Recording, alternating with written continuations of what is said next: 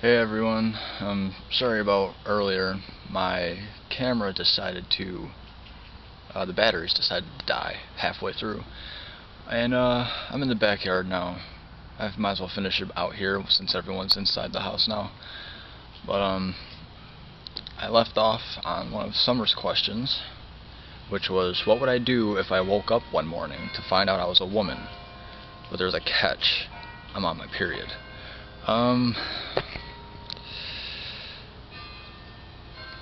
Go and buy some tampons, chocolates, and watch sad movies while locking myself away from the world so I don't snap at anybody for no reason.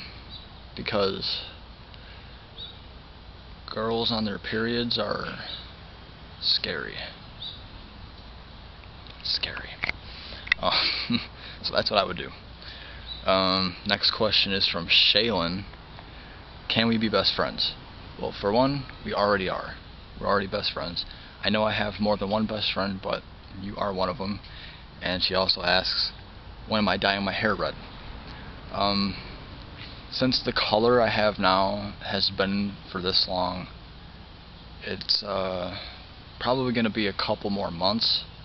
I thought it would be red by the time I go to the BVB concert next month, but it doesn't look like it will be. So my guess is either November, December, or possibly even next year. But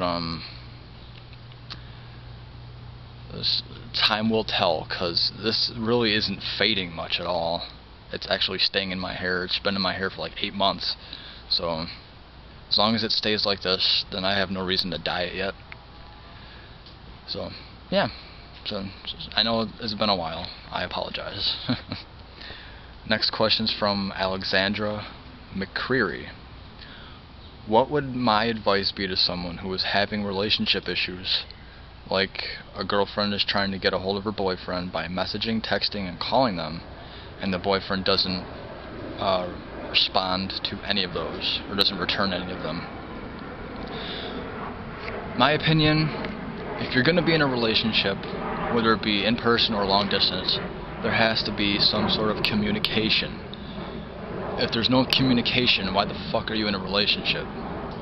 Not you, Alexandra, the person doing this to you, if this is actually happening to you. Yeah, there's no reason to be in a relationship if there's no communication going on whatsoever. So either that person needs to say, I don't want to be in it, and then get out of it, or the person that it's happening to needs to